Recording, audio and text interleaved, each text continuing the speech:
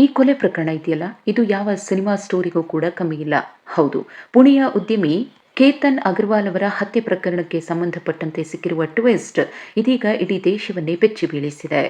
ಹೌದು, ಜೂನ್ 18ರಂದು ಲೋಹಗಢ ಕೋಟೆಯ ಬಳಿ ಕೇತನ್ ಕಂದಕಕ್ಕೆ ಬಿದ್ದು ಸಾವನ್ನಪ್ಪಿದಾಗ ಅಲ್ಲಿದ್ದ ಸಿಬ್ಬಂದಿ ಸಿಯಾ ಬಗ್ಗೆ ಒಂದಷ್ಟು ಅಚ್ಚರಿಯ ಹೇಳಿಕೆಗಳನ್ನ ನೀಡಿದ್ದಾರೆ.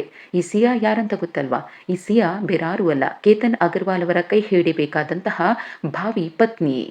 ಕೇತನ್ ಅಗರ್ವಾಲ್ ಅವರ ಸಾವು ಸಂಭವಿಸಿದಾಗ ಇದೊಂದು ಆಕಸ್ಮಿಕ ಸಾವು.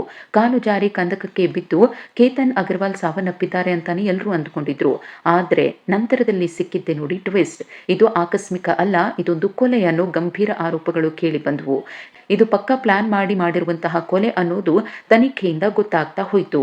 ಕೇತನ್ ಭಾವಿ ಪತ್ನಿ ಸಿಯಾ ಮತ್ತು ಆಕೆಯ ಪ್ರಿಯಕರ ಚೇತನನ್ನ ಪೊಲೀಸರು ಕಸ್ಟಡಿಗೆ ಪಡೆದು ತೀವ್ರ ವಿಚಾರಣೆಯನ್ನ ನಡೆಸ್ತಾ ಇರುವಂತಹ ಈ ಸಂದರ್ಭದಲ್ಲೇ ಇದೀಗ ಲೋಹಗಢ ಕೋಟೆಯ ಬಳಿ ಕೇತನ್ ಕಂದಕಕ್ಕೆ ಬಿದ್ದು ಸಾವನ್ನಪ್ಪಿದಾಗ ಅಲ್ಲಿದ್ದ ಸಿಬ್ಬಂದಿ ಸಿಯಾ ಬಗ್ಗೆ ಹೇಳಿರುವಂತಹ ಮಾತುಗಳು ಶಾಕಿಂಗ್. ಹೌದು, ಕೇತನ್ ಕಂದಕಕ್ಕೆ ಬಿದ್ದಾಗ ಭಾವಿ ಪತ್ನಿ ಸಿಯಾ ಗೋಯಲ್ ಜೊತೆಗಿದ್ರು. 26 ವರ್ಷದ ಕೇತನ್ ಮತ್ತು 20 ವರ್ಷದ ಸಿಯಾ ಫೋಟೋ ತೆಗೆದಿದ್ದಾಗ ಈ ಒಂದು ಆಕ್ಸಿಡೆಂಟ್ ಆಗಿತ್ತು ಅಂತ ಪೊಲೀಸರಿಗೆ ಸಿಯಾ ಮಾಹಿತಿಯನ್ನ ನೀಡಿದ್ರು. ಆದ್ರೆ ಇಲ್ಲೇ ಇದೆ ನೋಡಿ ಟ್ವಿಸ್ಟ್. ಕೋಟೆಯ ಸಿಬ್ಬಂದಿ ರಾಹುಲ್ ಎಂಬಾತ ಪೊಲೀಸರಿಗೆ ನೀಡಿದ ಹೇಳಿಕೆ ಇದೀಗ ಪ್ರಕರಣಕ್ಕೆ ಟ್ವಿಸ್ಟ್ ನೀಡಿದೆ. ಕೇತನ್ ಬಿದ್ದ ನಂತರ ಸಿಯಾ ಕಿರುಚಾಡಿದ್ದನ್ನ ಕೇಳಿ ಅಲ್ಲಿದ್ದ ಸಿಬ್ಬಂದಿ ಮತ್ತು ಪೊಲೀಸರು ಸ್ಥಳಕ್ಕೆ ಬರ್ತಾರೆ. ರಾಹುಲ್ ಮತ್ತು ಇತರರು ಕಂದಕದ ಕೆಳಗೆ ಹೋಗಿ ನೋಡಿದಾಗ ಕೇತನ್ ರಕ್ತದ ಮಡುವಿನಲ್ಲಿ ಬಿದ್ದಿರುವುದು ಕಂಡುಬಂತು. ಆಗ್ಲೇ ಕೇತನ್ ಸತ್ತಿದ್ದಾರೆ ಅಂತ ರಾಹುಲ್ಗೆ ಗೊತ್ತಾಗುತ್ತೆ ಕೂಡ.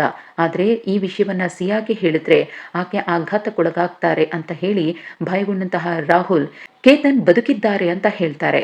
ಆದ್ರೆ ಕೇತನ್ ಬದುಕಿದ್ದಾರೆ ಅನ್ನೋ ವಿಷಯ ಕೇಳಿದ ತಕ್ಷಣ ಸಿಯಾಗೆ ಖುಷಿ ಆಗ್ಬೇಕಿತ್ತು ಅಥವಾ ಸಮಾಧಾನ ಆಗ್ಬೇಕಿತ್ತು.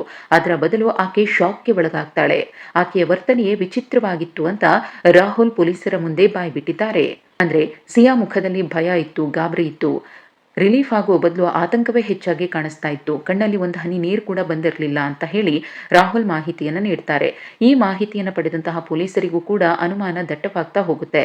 ಇದು ಅಪಘಾತವಲ್ಲ, ಟ್ರೆಕ್ಕಿಂಗ್ ಅಪಘಾತವಂತೂ ಅಲ್ವೇ ಅಲ್ಲ. ಅಪಘಾತ ಅಂತ ಬಿಂಬಿಸುವ ನಿಟ್ಟಿನಲ್ಲಿ ಪಕ್ಕಾ ಪ್ಲಾನ್ ಮಾಡಿ ಕೊಲೆ ಮಾಡಿರುವುದು ಅಂತ ಪೊಲೀಸರಿಗೆ ಶಂಕೆ ವ್ಯಕ್ತವಾಗುತ್ತೆ. ಮತ್ತೊಂದು ಕಡೆ ಪೊಲೀಸರು ಕೇತನ್ನ ಕುಟುಂಬಸ್ಥರನ್ನ ಕೂಡ ವಿಚಾರಣೆಗೆ ಒಳಪಡಿಸ್ತಾರೆ. ಇನ್ನು ಕೇತನ್ ಅವರ ತಂದೆ ವಿಶಾಲ್ ಅವರು ಕೂಡ ಮಾಧ್ಯಮಗಳಿಗೆ ಮಾಹಿತಿಯನ್ನ ಕೊಡ್ತಾರೆ.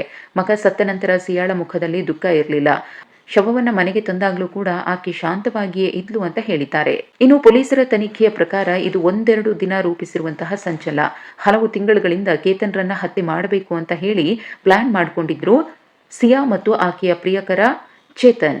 ಸಿಯಾ ಕೇತನನ್ನ ಲೋಹಗಢ ಕೋಟೆಗೆ ಅನೇಕ ಬಾರಿ ಕರೆದೊಯ್ದಿದ್ದಾಳೆ. ಕೊಲ್ಲುವ ಪ್ರಯತ್ನದಲ್ಲಿ 3 ಬಾರಿ ಪ್ರಯತ್ನವನ್ನ ಪಟ್ಟು ಫೇಲ್ ಆಗಿದ್ಲು. ಒಮ್ಮೆ ಕೇತನ್ ಪೊದೆ ಹಿಡಿದು ಬದುಕುಳಿದಿದ್ರು ಅನ್ನೋದ್ರ ಬಗ್ಗೆ ಮಾಹಿತಿ ಇದೆ. ಪ್ರಮುಖ ಸುಳಿವು ಕೋಟೆಯ ಸಿಸಿಟಿವಿ ದೃಶ್ಯಗಳಿಂದ ಗೊತ್ತಾಗುತ್ತೆ. ಕೇತನ್ ಮತ್ತು ಸಿಯಾ ಕೋಟೆಗೆ ಬರ್ತಾ ಇದ್ದ ಹಾಗೆ ಇವರ ಹಿಂದೆನೇ ಒಬ್ಬ ವ್ಯಕ್ತಿ ಹೋಗ್ತಾನೆ. ಆತ ಹೂಡಿಯನ್ನ ಧರಿಸಿ ಅವರನ್ನ ಫಾಲೋ ಮಾಡಿದ. ಬಿಸಿಲಿನ ಝಳದಲ್ಲೂ ಕೂಡ ಈ ರೀತಿ ಹೂಡಿ ಧರಿಸಿಕೊಂಡು ಯಾರೀತ ಹೋಗ್ತಿರೋದು ಅನ್ನೋದ್ರ ಬಗ್ಗೆ ಸಿಸಿಟಿವಿ ದೃಶ್ಯಗಳನ್ನ ಪರಿಶೀಲನೆ ಮಾಡಿದಾಗ ಪೊಲೀಸರಿಗೆ ಗೊತ್ತಾಗೋ ಮಾಹಿತಿ ಆತ ಬೇರಾರೂ ಅಲ್ಲ, ಸಿಯಾ ಪ್ರೇಮಿ ಚೇತನ್ ಚೌಧರಿ ಅನ್ನೋದು. ಇನ್ನು ನವೆಂಬರ್ನಲ್ಲಿ ಕೇತನ್ ಮತ್ತು ಸಿಯಾ ಮದುವೆ ನಡಿಬೇಕಿತ್ತು.